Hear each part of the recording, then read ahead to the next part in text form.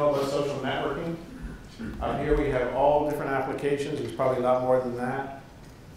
And the thing we need to know about social networking is that there are two kinds of connections to what's called weak ties and strong ties. Strong ties is when you are connected directly to a lot of people who you know very well, your family, your friends. But every once in a while, you also meet somebody at a conference over here, or Chad and I start corresponding. That's a weak tie because I don't know a lot about him, he doesn't know a lot about me, but if I see him in a couple of weeks at the next conference, we'll say hello. That's a weak tie. People you don't see very often. What's interesting is that knowledge is diffused through society mostly through weak ties. Because people with strong ties tend to all have the same opinions and knowledge base. And they talk to each other and they reinforce that. But if you want to learn something new, generally it's from one of your weak ties. Now, what's really interesting is if you analyze what social media really is, it's a proliferation of weak ties. All of a sudden, we have way more weak ties than we ever had before. We have a lot more people that we can or superficially say, yeah, I know that person. Or, yeah, that person's one of my followers. That person's one of my friends. But they're not very deep. But they're still useful, because this is how we learn things. And so this has also been a change with mobile learning, is that we're using it to bring in material from all over the place and have ideas and thoughts, right, that we wouldn't have necessarily had before just by associating with the small community that we're in. By the way, when I got here last night, a very nice, large man, cab driver, white fella, and it's important to mention that, he took me to the hotel. And he apologized for having to go through what he called the ghetto. Which is, and so it was not, it's not the nicest area of Peoria. So he said, oh, we got to go through the ghetto, and it's a lot of crime and robberies and stuff, and poor houses. He said, I wouldn't want to live here. And I said, what do you think the people who live here call it the ghetto? And he said, oh no, they just call it the place that they live in. So very interesting that he has this perspective on the world. And I'm sure there's a reason I was telling you that. What's that? It's a weak tie. It's a weak tie. So the thing is, I learned a lot about Peoria in that ride in, right?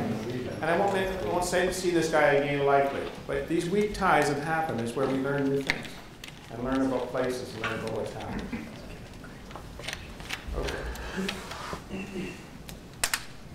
And then we have what I call collective uses. Coordination and cooperation. This is an example of the police in Australia warning the population about these fires they had a few years ago that were spreading and lots of people were killed. And the police, on a regular basis, would be able to phone many people in the population to give them an update on what the fire threat was. Very important kind of thing. Collaboration is where we start to look at how can people start working together who may not be in the same location, and very likely aren't. Mobileactive.org is a very good site. I recommend you have a look at it. That lists a lot of free and inexpensive software for collaboration because they're designed for activists who want to help other people. And so it's got a good set of tools in its directory. And here's an example of a Cisco application that uses collaboration. Beyond that, we start to think about self-organizing groups, such as Smart Mobs, book by Howard Rheingold. In Slumdog Millionaire, you may remember that the kids organize themselves using mobile phones, and that's how they coordinated their movements around the city. And in the last election, you see that Obama had almost 4.5 million Facebook supporters, and McCain had 500,000. And that probably made some difference. So that when people get together using these technologies, powerful things can happen. In fact, they do happen. The latest example is, this is not the latest example. This is an example you're probably familiar with. The so-called Arab Spring has also been called the Facebook Revolution, of people organizing each other. And all of a sudden, it's a surprise because nobody saw it really coming until it happened. A more recent example just happened in Canada, where we had an election a month ago. And you may know that Quebec has had separatist leanings to separate from the rest of Canada. And they had a separatist party with 57 members, I believe, no, maybe 48 members, something like that, in the Canadian Parliament. The election reduced that group from 48 to 4 and put the Socialist Party in place and elected about 50 people out of 75 seats in Quebec as what's called the New Democratic Party, which is left of the Democrats, right? In the equivalent of the United States. Nobody saw it coming. It was like a week or two, the pollsters started saying, there's something happening here. And what really happened was a communication. Young people who were traditionally have not come out to vote, all of a sudden showed up to vote. And they were coordinating their actions through things like Facebook and Twitter. And they voted. They decided they were going to all vote for this party. These are the parties for climate change and a lot of the policies they like. That's fair enough. But nobody saw it coming. And so there's this possibility of using mobile for really revolutionary kinds of things. Now, one of the next stage, which is to say, everything I've shown you already exists. It's already commercialized, it's already out there. So in a sense, that's the present. We're here to talk about the future. How are we doing for time? Brad, okay, we're going to be very quickly. Okay. This is more fun stuff. What's going to happen next is that it's going to become ubiquitous and disappear. Here's a Japanese toilet that tests your urine and sends the results to your doctor regularly over the internet. You're not even going to notice when this computer stuff's around. This cars are really computers on wheels, and this one's been hacked already. Okay, hackers have gone in and hacked and put messages into the speedometer of this particular car. And RFID tags being used for grocery shopping. As you walk by a product, it gives you more information about it.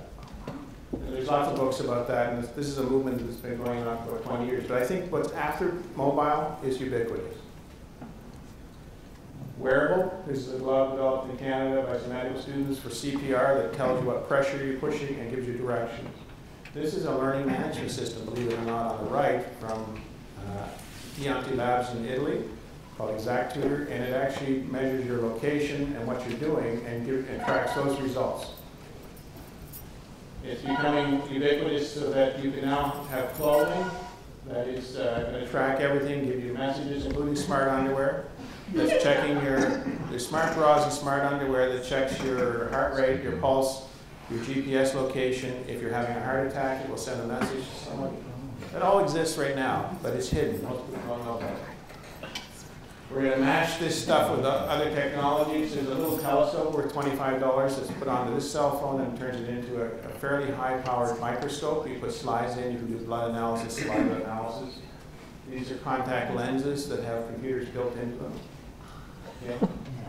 This is a defibrillator over here, which I actually have one. I have a defibrillator right here. What it does every night at 3 a.m., it sends a message to a wireless modem beside my bed.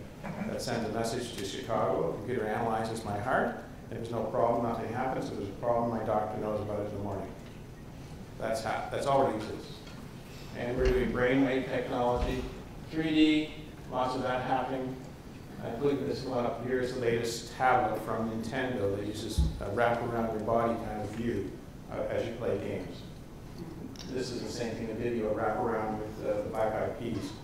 And by the way, Will I Am has become the director of creativity at Intel quite recently. Surface computing, where you're going to use surfaces and do things on you. And new energy solutions so that you're not going to have to plug in all the time. There's going to be ways of using solar and wind and stuff. The metaphors have changed. We're now into this metaphor. The cloud we've heard before. This is what it looked like yesterday in Chicago. And that's going to make a huge difference because the stuff is wherever you are now. And it moves with you. It knows who you are. That means there's a need for new thinking about how we teach. It's not good enough to use the old one. And the last one here about activism, I'm working on that. There's a section in my book. And it's really about how your body has to be taken into account. So, just to illustrate that, how many people have seen this? People walking around, right? You're going to walk off, right? I mean, there are people that this is the way they live their world. We call this an attention well. Means and it's the same thing with a computer screen too. It's larger. You're spending your time looking down this well. What's going to happen, or what should happen, I think, with mobile learning is that we start to re-engage people with the real world, the world around them, and use these devices to supplement that with new information as they need it. And I'm calling that inactive learning. But we'll give you an example of being environmental detectives, where you play a game about the environment and learn about the environment as you go around a location, and it gives you clues. Okay? That's a very different orientation to doing this and walking around like this all the time. And I'm speaking about that, just a little commercial at the end, at the MLearnCon in 2 weeks. So if you're coming, just drop by. The title of the talk is Reactivating Learning, a new pedagogy for mobile learning. So just to sum up, look at patterns, develop scenarios and plans, or run fast.